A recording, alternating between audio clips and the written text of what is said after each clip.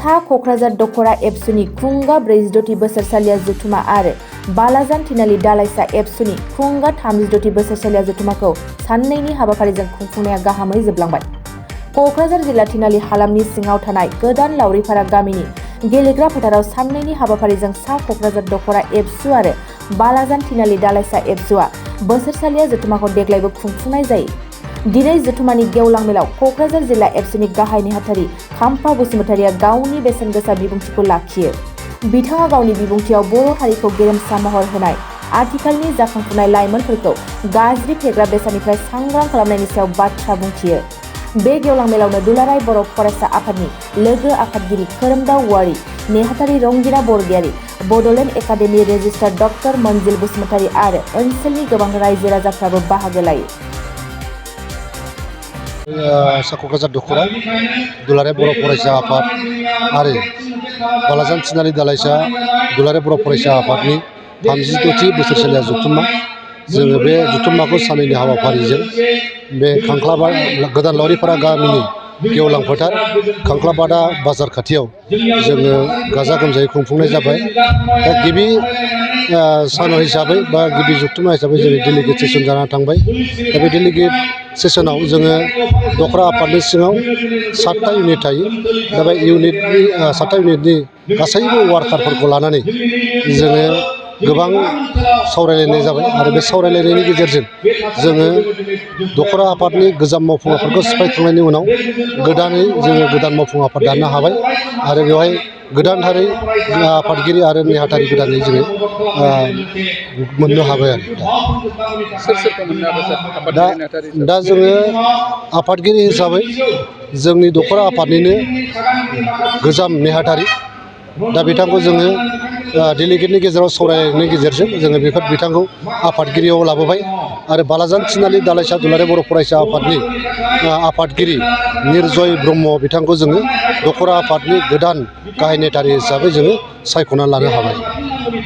फैबाय थानाय समाव सोलोंथाइनि बिथिङाव जोङो सोलोंथाइनि बिथिङाव जाहा दुलाराय बर' फरायसा आफादनि माखासे मावथांखि दंखायो। दा बे हिसाबैनो जोङो मावगासिनो दङ आरो मावलांबाय थागोन जे जोंनि सा क'क्राझार दख'रा दुलाराय बर' फरायसा आफादनि सिङाव माने साहा एरियायाव नायोब्ला जोङो गोबांथार माने बेकवार्ड एरिया माने हाग्रा नंलिया नंनाया माने थांनाय फैनाय उसुबिदा। दा बेफोराव माने जोंहा स्कुलफ्रा मोजां गैया।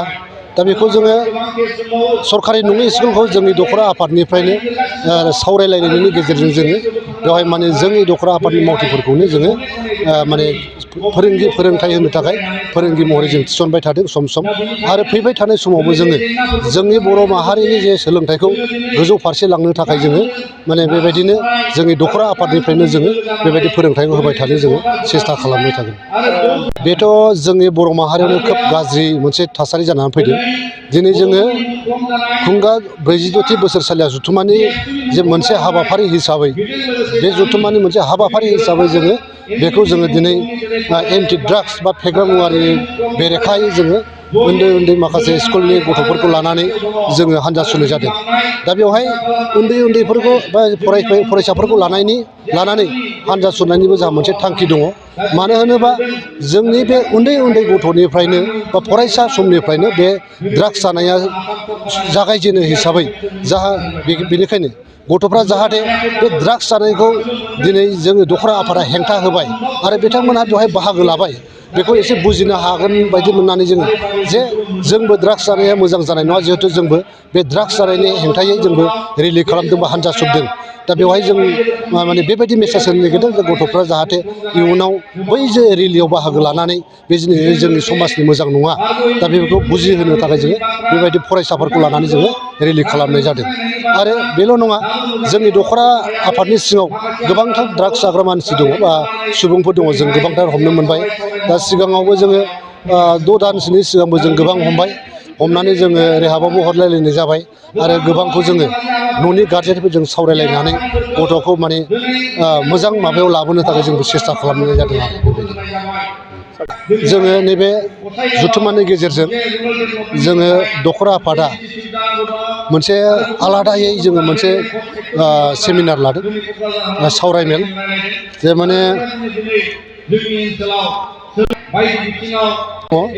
फालांगियारि आबाद दिहुननाय आरो फारिखान्थि बायदि गुन बांहोनायजों बर' हारिनि रांखान्थि आरो समाजारि जौगाहोनाय थारमाने जोङो गोबां फरायसाफोरखौ जोङोथ' ओरैनो काउन्सिलिं मटिभेसन होबाय थाखायो दा जोङो एबाराव जुथुमानि गेजेरजों जोङो मोनसे आलादायै जों मोनसे सानलायनायनि गेजेरजों मोनसे सेमिनार लानाय जादों जे जोंनि बर' माहारिया आबादजोंनो थांनानै थानाय आरो आबाद मावग्रा जाथि हिसाबै बे आबाद मावग्राफोरखौ जोङो बोरैहाय थुलुंगाखांहोनो हायो बे हिसाबै जोङो दिनै दख'रानि बे जुथुमायाव सासे साइन्टिस्ट लाबोनानै जुनियर साइन्टिस्ट लाबोनानै आबादनि साइन्टिस्ट लाबोनानै जों बे सेमिनार बा बे सावरायमेलखौ लानाय जादों।